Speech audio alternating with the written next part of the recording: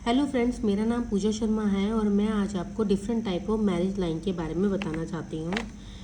देखिए, ये मेरी जो ये है लाइफ लाइन और ये है हेडलाइन। हेडलाइन के साथ में आती है आपकी हार्ड लाइन।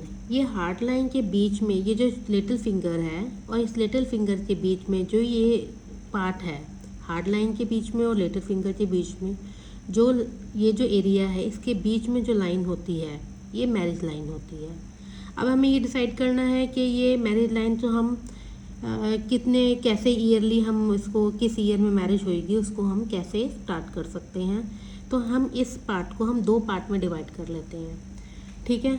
तो अगर हम इसे 60 की एज में देखें तो हमारा ये वाला पार्ट 30 ईयर का हो गया, और 30 ईयर भी हो सकता है, 28 ईयर भी हो सकता है, या 29 ईयर भी हो सकता है, ठीक है। क्योंकि ये हम डिसाइड कर सकते हैं, ये जो हमारे अमाउंट्स हैं इसके अकॉर्डिंग हम ये डिसाइड कर पाते हैं कि ये 28 है, ये 30 है, ये डिपेंड करता है। तो जो हमारी ये हार्ड लाइन के साथ में जो हमारी ये डिवाइड है स्टार्टिंग से, तो हमें इसमें नीचे से देखना होता है।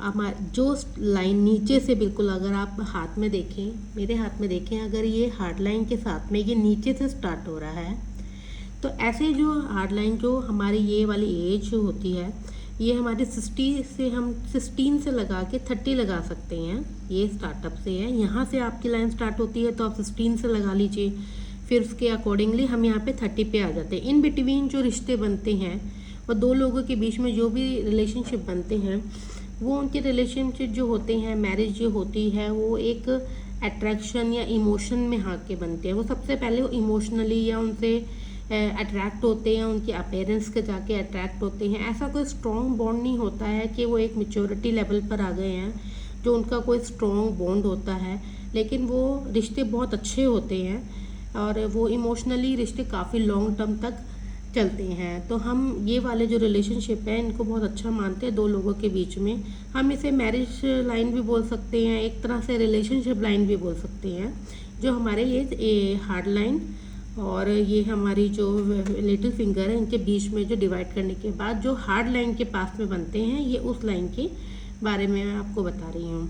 उसके बाद जो हमारे ये आफ्टर 30 के बाद जो रिश्ते बनते हैं, ये हमारा अपवर्ड होते हैं, ऊपर की तरफ ज़्यादा होते हैं इनकी लाइन, इस तरीके से।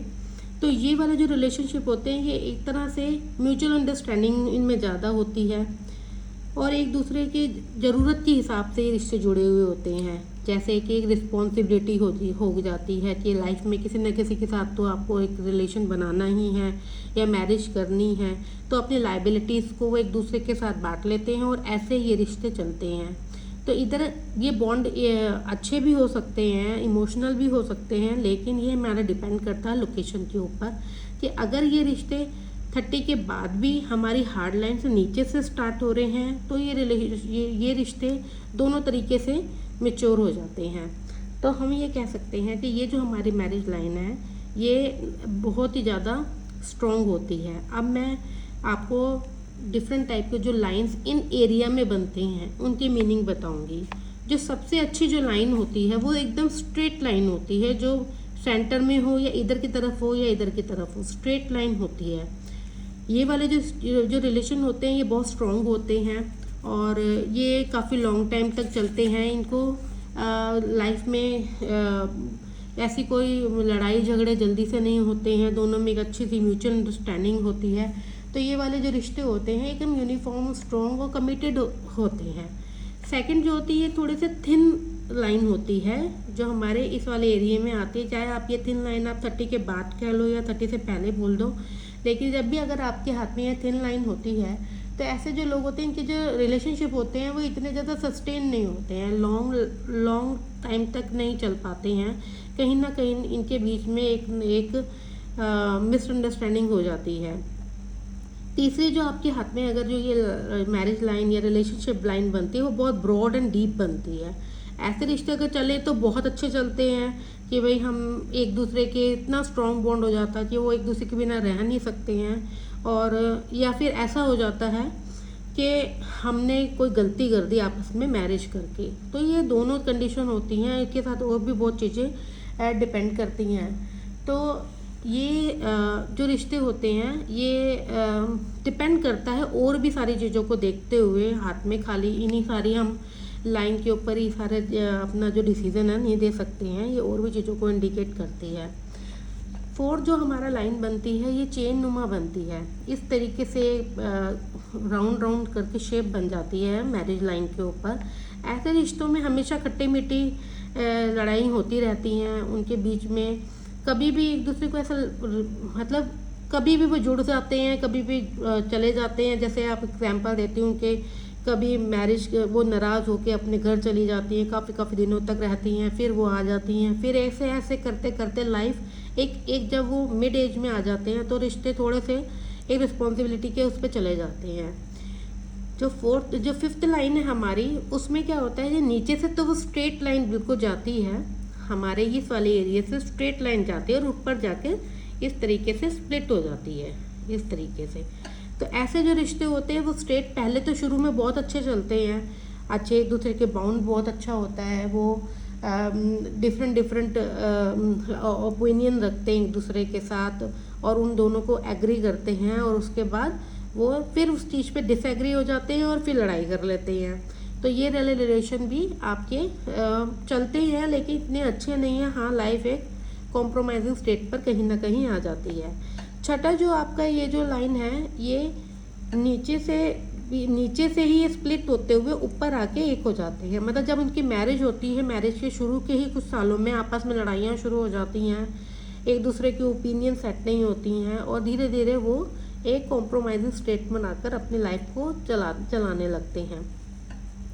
7 नंबर की जो लाइन आपने अपने हाथ में देखी होगी कि ये आपकी मैरिज लाइन ऊपर जाके 3 पार्ट में डिवाइड हो जाती है। ऐसे जो रिलेशनशिप होते हैं वो कभी भी टूट जाते हैं। उनका रिलेशनशिप का ऐसा नहीं होता, क्योंकि उनके बीच में ऐसी कोई सिचुएशन आ जाती है कि उनका किसी के साथ अफेयर हो जाता है या शक के रिश्ते उभर जाते हैं कि वो जीवन में हमेशा एक दूसरे के ऊपर शक ही करते रहते हैं, जहाँ ट्रस्ट का इशू हो जाता है कि उनको ट्रस्ट नहीं होती है। और जो 8 नंबर होता है कि आपने अपने हाथ में देखा होगा कि 3 लाइन्स होती हैं, ये 1 2 3 लाइन होती हैं। तो ये हमें देखना पड़ता है कि ये लाइन जो है ये आपकी इधर की तरफ आ रही है या इधर मतलब हार्ड लाइन से लेके ये जहाँ पे डिवाइडिंग हुआ है 30 का, ये इन बिटवीन आ रही हैं, ये लाइन यहाँ से शुरू हो रही हैं। अगर आपकी हार्ड लाइन से ये लाइन स्टार्ट हो रही है तो इसका मतलब है कि आपके जो ऐसे रिलेशन थे जो शादी तक नहीं पहुंच पाए हैं, जो इन्फैचुएशन हो जाता है लाइफ में, ऐसा लगता है कि मैं इसी से ही मैरिज करूंगा या करूंगी, लेकिन वो टाइम के साथ साथ रिश्ते पीछे छूट जाते हैं, तो वो रिश्ते होते हैं।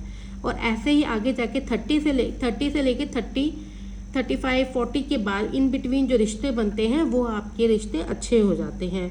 तो ये सारी मैंने आपको पूरी डिफरेंट लाइन है, और भी इसमें बहुत सारे पर्सपेक्टिव्स होते हैं लाइफ को लेके, डिफरेंट कंडीशंस होती हैं।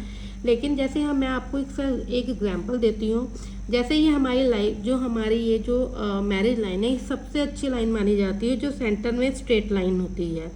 लेकिन अगर ये स्ट्रेट लाइन हो रही है, और इसका डिपेंड करता है कि आपकी हार्ड लाइन कितनी अच्छी है। अगर आपकी हार्ड लाइन में इस तरीके से लाइन निकल रही हैं या वो बीच में से इस तरीके से ब्लॉक हुई है, तो इसका मतलब ये है कि आपकी मैरिज लाइन अच्छी नहीं होगी, उसमें बहुत ज़्यादा डिफरेंस होंगे, बहुत ज़्यादा आपकी फाइट होएगी या बिल्कुल आपके ओपिनियन मिलते नहीं होंगे। कभी कभी ये जो थिन लाइन होती है जो इतनी पॉजिटिव नहीं मानी जाती लाइफ में, लेकिन अगर आपकी हार्ड लाइन एकदम स्ट्रेट है, उसमें कोई ब्लॉक नहीं है, उसमें किसी तरह का कोई शंख नहीं बन रहा है या किसी तरह का कोई ट्रायंगल या क्रॉस साइन नहीं बन रहा है, तो भी वो मैरिज बहुत अच्छी चलती है, जबकि ये वाली लाइन उसकी इतनी अच्छी होती नहीं है। और एक कंडीशन और आती है कि आपकी जो मैरिज लाइन होती है उसके ऊपर एक क्रॉस का साइन भी होता है कभी कभी। तो ये जो क्रॉस का साइन होता है ये भी एक नेगेटिव साइन ही माना जाता है। ये जनरली बहुत कम लोगों के हाथ में होता है, लेकिन होता है। लेकिन तो ये भी मैरिज को इतना सक्सेसफुल नहीं बनाता है। और अगर आपको मेरी ये इन्फॉर्मेशन अच्छी लगी हो तो मेरे चैनल को सब्सक्राइब कीजिए, लाइक कीजिए, शेयर कीजिए। और अगर आपको मेरे से कॉन्टैक्ट करना है तो मैं आपका हैंड रीड कर सकती हूँ, तो मैंने ईमेल आईडी दिया हुआ है, तो आप उससे उसमें कॉन्टैक्ट कर सकते हैं। Thank you so much.